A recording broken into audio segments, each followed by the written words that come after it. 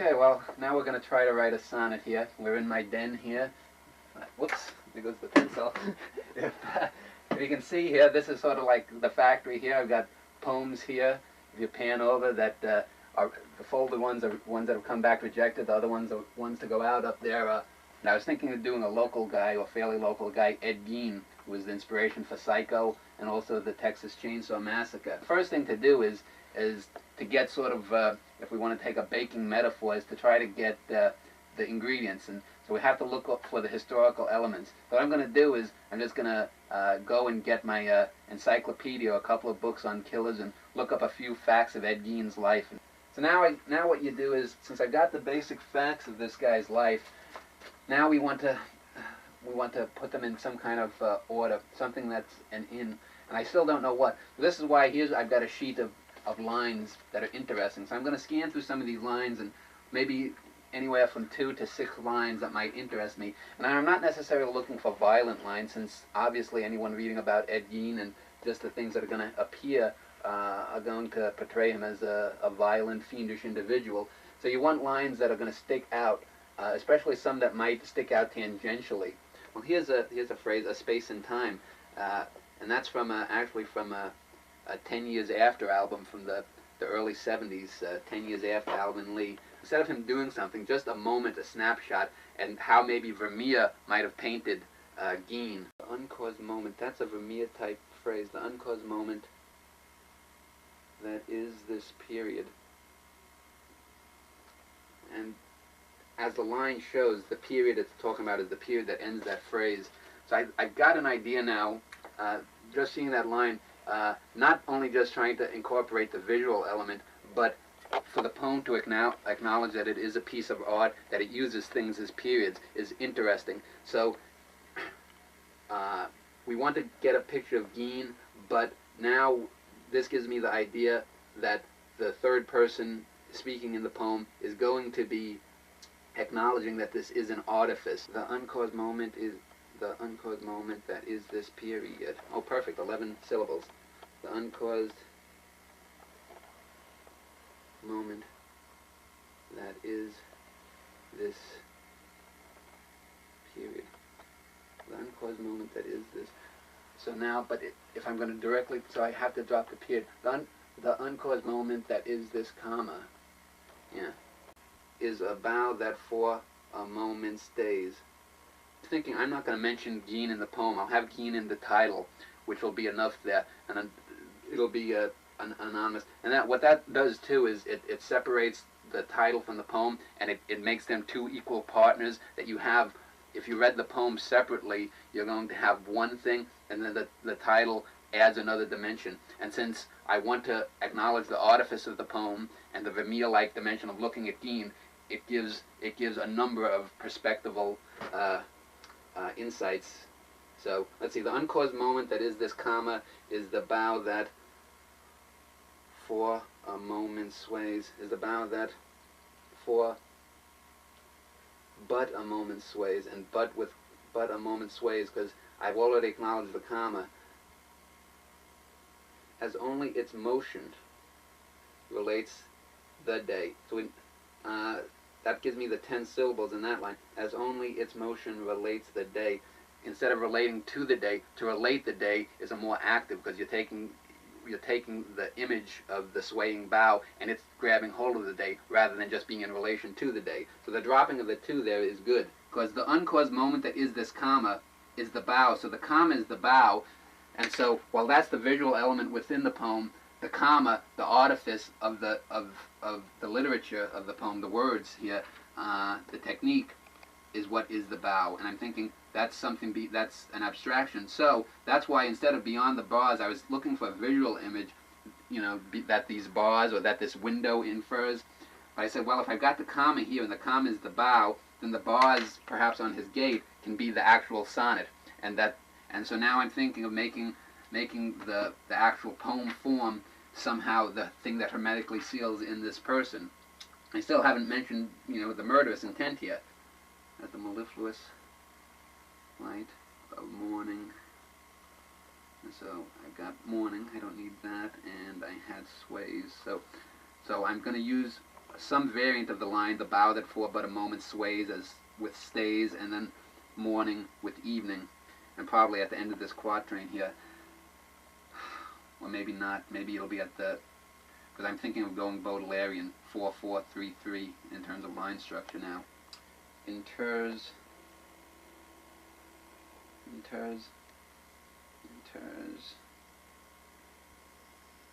his eyes within. That's one of my favorite words. Don Moss thinks I obsess on within and without, but what the hell.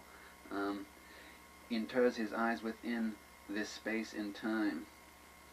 So I get Alvin Lee back in this space in time. And time is also a great word because there's so much that you can rhyme with it. Beyond, let's see, I got two beyonds. I'm going to lose one of them, but I'm just setting the first template here. As the mellifluous light of morning inters his eyes within the space and time, beyond that joy, undeterred by this rhyme, beyond that joy, undeterred by his rhyme. So now, already here in the first, halfway through, basically, the first draft here, I've already established that I'm too committed now with using the words in the poem like comma and sonnet, and I'm kind of liking the way this is going because I was a bit worried that I was going to do something that wasn't at least interesting. You know, I can, you know, it would be nice if I could just boom, boom, boom, pop out a great sonnet, but already from the first time, just looking at the Gein info, I've already gone far beyond what I thought. And now in the first 7 lines here, I've got the word comma, the word sonnet, and the word rhyme. So I've gotten the artifice of the poem well established within the rhetorical metaphor within here. The metric fallacy, I'll rail against that sometime. But by having a rhyme, you know, at the end of one line and the beginning of another line, just 2 lines down, it's something that almost is like a record skipping, and it psychically or psychologically implants in someone's mind that there's a slip somewhere, which is good because that's something that maybe again, you know, again going back to like a facial tic, this is something that just structurally implies a little bit off, something that's just not right, and we still haven't gotten into Gein really here. Beyond that joy, undeterred by this rhyme, where he smiles, where he smiles, where he smiles, where he smiles in a way just seeming. So already I've got the first 2 quatrains here. So now I'm midway through, and I'm looking towards the ending here. So now what I'm doing here, because I don't have any in the first 8 lines, I don't have any excess rhyme. So now I'm thinking of the rhyme structure of the last 6 lines, and I'm not going to go 4-2. I don't want to do the Shakespearean because then that implies too much of a need for a bang, a sacco ending, you know, which generally tends to be moralizing, which I don't mind at times, but I'm going more for the 3-3 Baudelairean or Rilkean end here. So let's see. Where he smiles in a way just seeming to... Okay, because I had the line, smile as a hint of the skull, and here, where he smiles in a way just seeming. So I'm going to take a version of that line here. Beyond that joy, undeterred by this rhyme, where he smiles in a way just seeming to hint at the skull. To hint at a skull. To hint at a skull. His only joy. To hint at a skull.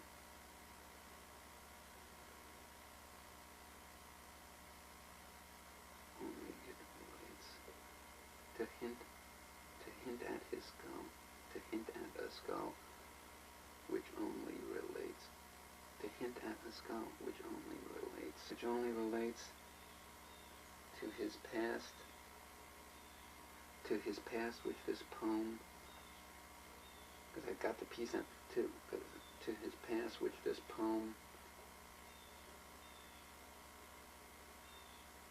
to his past, which this poem finds so distractive, to his past, this poem finds so distractive, unlike, because we have the line, is the bough for that for but a moment sways in the first quatrain. I'm going to put it in the first tercet here too, and that will be the end line summary there, so it's almost like the climax.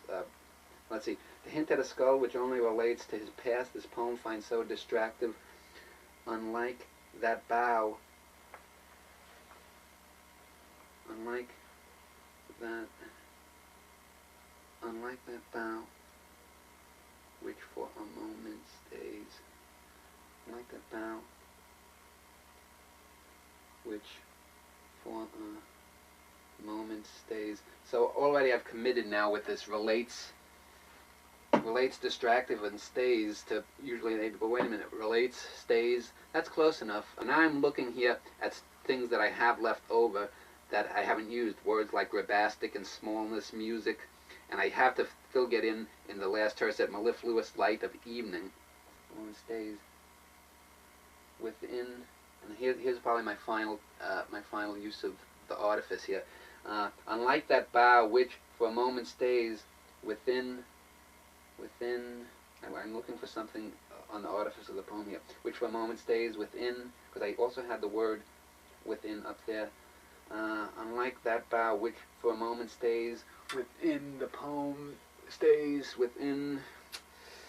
Unlike that bough which for a moment stays within the rhythm, stays within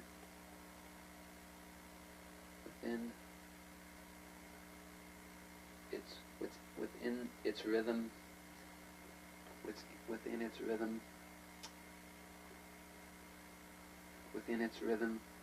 within its rhythm, or its beginning to end, or its beginning to end. Okay. Within its rhythm or its beginning to end. Within its rhythm or its beginning to end. Okay. So I haven't used any really violent images of him, and I'm loath to do so. I'm probably going to refer to him somehow as a murderer, a monstrous in the title, and let that just play off against the poem. The poem has a very quiet, Vermeer-like feel so far, and I want to sort of keep that so that the title, in effect, almost acts like a pebble dropped into the still water.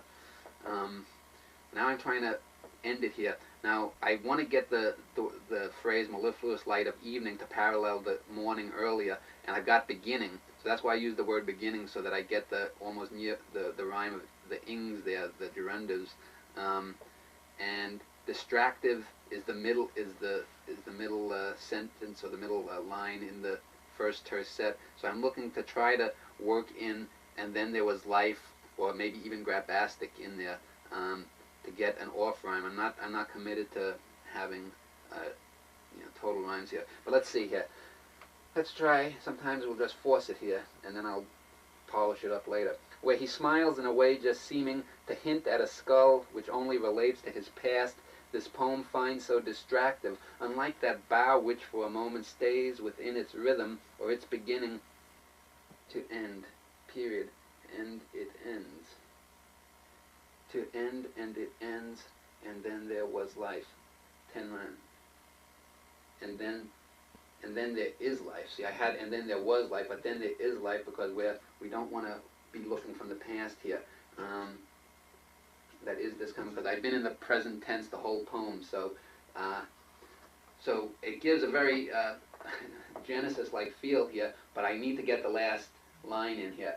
So we got here, well, let's see, the first 13 lines. Let's see if I can wait to get the last line in, and then we can just polish it up a couple of times here. The uncaused moment that is this comma is within its rhythm, or its beginning to end, and it ends, and then there is life, the mellifluous light of evening, and then there is life, and let's see, and it ends, and then there is life, and the mellifluous light of evening, which gives a very painterly like port end. Okay, so and the mellifluous light of evening. And Year made his appearance in my mind midway through the poem. So now I've got, I don't know if I can hold this up here. Now I've got the whole, you won't be able to make it out because I write like chicken scratch. But okay, it's been what, about 40 minutes here. So I've got the first draft down here. And still the working title is just Ed Gein. But let me read the poem here, and I'll explain what the strengths are and the things that have to be tightened up here.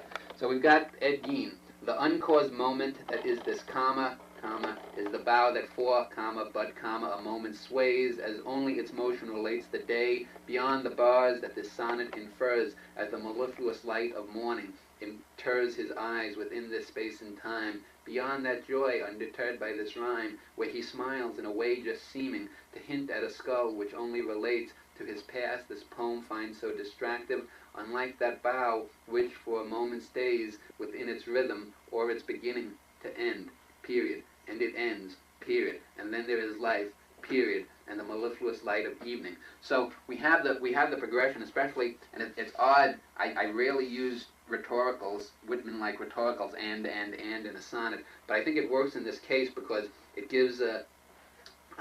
I've had a couple of instances here with the slipped rhythm of inters and infers, and words like distractive, that give a sense of him being a little off here, but then and it ends. So he's caught, he's in some kind of piece, and a word like and just the repetition of it, and gives a sort of, it gives a sort of rhythm that there's some kind of stasis coming to his life, and just the image of the mellifluous light of evening, he's getting older. So, I've got the mellifluous light of evening parallel the mellifluous light of morning. I've got the bough swaying and then staying. So we've got motion in morning, and then we've got staying or a lack of movement in evening. So we get the sense of time, or something has come to us, getting more peaceful. I'm going to have to change one of the two beyonds. I'm going to have to drop. But now I'm thinking what the title is going to be, because now that I've got the initial outline of the sonnet, here's where the title might force some changes in word choices. Now I've simply got Ed Gein. So let me see if I can get a title from any of his life story here. Ed Gein becoming a metaphor. Ed Gein becoming, because that's an interesting title. Ed Gein becoming, to be becoming, meaning to become respectable. Someone who's becoming is appealing, and here we're giving a more appealing portrait of Gein, and also he's in the act of becoming something. In the sonnet, that he's becoming a metaphor, but he's also maybe becoming a peaceful human being. So I think I like that, because he's not really doing anything. We're commenting on him. So I think I like that idea. Ed Gein becoming. Someone can fill something in, but also the word itself has many connotations. And I don't necessarily, I leave it up to the reader then to what they want to do. Whereas if I did like Ed Gein in The Quiet Horrors, I'm imposing too much on someone. I think I'm gonna go again to Alvin Lee here. Inters his eyes within this space of time. This space of time, the word of, rather than, because in time is too binding. The space of time, we don't know how it relates to time. So that puts a sense of lostness too early in the poem. Just a relational lostness in the words that might imply early in the poem that Gein is lost. So of here is a stronger word than in, and I have inter, within, and in. 3 times in a line is a little too much. 2 I can stand, but now I need to get rid of that second beyond in the 7th line here. As the mellifluous light of morning inters his eyes within the space of time, without that joy. Within this space of time, without that joy. In the space and time, comma, without. Don Moss is not going to like that, but I'm the hell with him, it's my poem. Without can be lacking, and also outside of. This space of time, if it's Ed Gein becoming, we have to date this somehow after he has been caught. Early 60s. And also that relates too, because the 60s, quote unquote, a time of awakening. So maybe at the same time flower power and all that was coming in, Ed Gein is having an insight. So Ed Gein becoming, let's date this the year I was born, 1965. That'll give someone Ed Gein becoming. So he's been in stir for about 8 years now. To hint at his skull. To hint at a skull. Which only relates to, no, it has to be a skull, because then it can be his skull, and it gives a hint of the darkness. So the only darkness we really got here in this poem is the skull. As far as the end rhymes, we have comma, infers, sways, day, they're off. They're not exact, and I like that. Morning seeming is close. Time rhyme is the only one that's really a direct rhyme here. And we've got relates, stays, and beginning, evening, and then we've got the middle lines of the two tercet, distractive and life. So it's close enough that you can get away with it and having one that doesn't really rhyme, but it has the I there and the E. That's fine. And what else would we have here? Just to point out, like I said, we have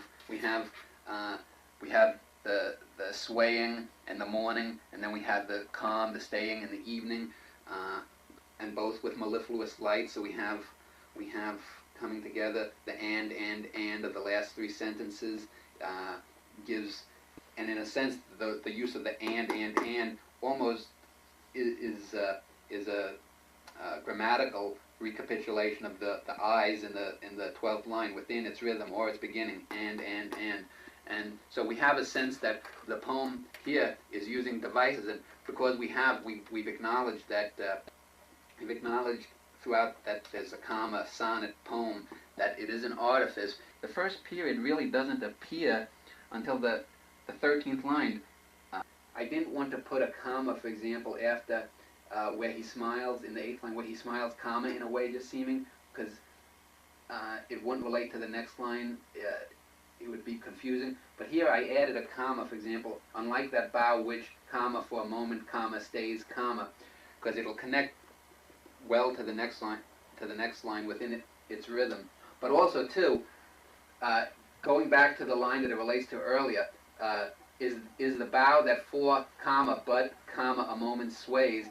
I've got basically the same line, but rhythmically, I've got here that bough which, comma, for a moment stays. So I have the phrase for a moment separated, a space in time for a moment, which relates back to that space of time, or it would have if I hadn't dumped the in. But it's just a little device that what looks kind of the same. It's comma for a moment, comma, stays, contrast against but, comma, a moment sways. So just technically, visually, sound-wise, if you're reading it directly and you're pausing slightly for the commas, it's just a little bit different, a little bit off, which suggests change too.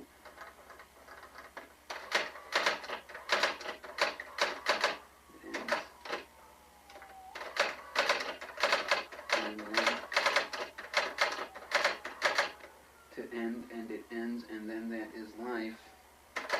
And last line, and the mellifluous light of evening. So, I mean, line-wise here, we've got a lot of alliteration and assonance. The first line, uncaused moment that is this comma, the C's and the M's. Bow that for but a moment stays, the B, the B's and the T's. Bow, but, then we have that, but, moment. Then we have the last word sways, then relates the day, motion beyond the bars that the sonnet infers. So we have beyond the bars, the sonnet infers. So we have an internal rhyme there in that line, which is good. As the mellifluous light of morning, the L's, mellifluous, and M's, and the I's, the mellifluous light of morning, inters his eyes within the space of time. Without that joy, undeterred by this rhyme. Again, a lot of T's in that line. And the Y's too, without a joy rhyme, where he smiles in a way, just seeming, smiles, the S and M sound there, smile, seeming is good, to hint at a skull, which again, as far as I can tell, is really the only thing that suggests even violence here, which is really good. I went away from what would be expected. To hint at a skull, which only relates, so hint, relate, to his past, this poem, BP, find so distractive. I got a nice abruptive word in there, distractive, but yet you can toss that phrase out because it's got the two commas around it. Unlike that bough which for a moment stays, which I explained that line before, what it contrasts well against the line that it comments on. Within its rhythm or its beginning, the I's going crazy there, but it's setting a nice sort of systolic pace. To end, and it ends, and then there is life, and the mellifluous light of evening. So, I mean, that's it. Questions? We've done it. Well, what does it mean? You want me to go with the audience? But seriously, is that? I mean, so we've seen here, and what we started about an hour and 15 minutes, I'd say, about 70 minutes here. So it gives us a good almost 2.5 hours to do other stuff. But so there it is. I think I've explained why I chose the title. I think we had a good idea of why I chose certain words. And this is, I have to say, to pat myself on the back, I'm going to have to let this sit for a few hours. I don't know if this is a great sonnet, but I mean, it's, even if it's not a great sonnet and that it doesn't illuminate anything, technically it's damn good. That's one of the things that people have to realize is, if you wait for the moments of inspiration, you know, you're going to be waiting a long time. And so I just put here done. But you have to develop skill. You know, there are people that I know who have a lot of talent, awesome talent. They don't work at it. You have to work at it. And hopefully, in seeing some of the mindly processes here, you know, I went, you know, I had directions I was going, and then I scrapped them because it wasn't working. I had the Vermeer thing, but there's some abstraction here too. There are nice images, the mellifluous light of evening, and it's very classical. It's almost, you know, a mellifluous light of evening sounds like it could be from Shakespeare or a romantic poet, but yet it's about Gein. So those are things that give it some gravitas. I don't know what more I could say. Do you have any? What percentage of your poetry would you say is by divine inspiration? Inspiration. If I see a beautiful woman, I can rip off on something. But usually most of these things here, if you see, I've got all kinds of ideas. It's usually, you know, sometimes it's not just one singular divine or inspired idea. It's the concatenation of, I mean, art is work. I mean, you know, it's an avocation in the sense that you can't make money for it, but it has to be your vocation. And so here's yet another chapter in this one. And so that notebook is done here. That's done. And you know, off the top of my head, I generally give things a score between 1 and 100. I would say this is probably in the low 90s. I'll have to read it. Technically, I think technically the skill overwhelms what's saying it at this point. But if I come back and look at it, because I've got my marble notebook that I'll transcribe it into at the end of the day here. You know, having 8 hours or so between time might give me time to come at it fresh again. Again, throughout the title, what's it about? You know, Gein becoming. I mean, without the title, you know, that's it. Maybe someday we'll do another one. But that was probably about 75 minutes.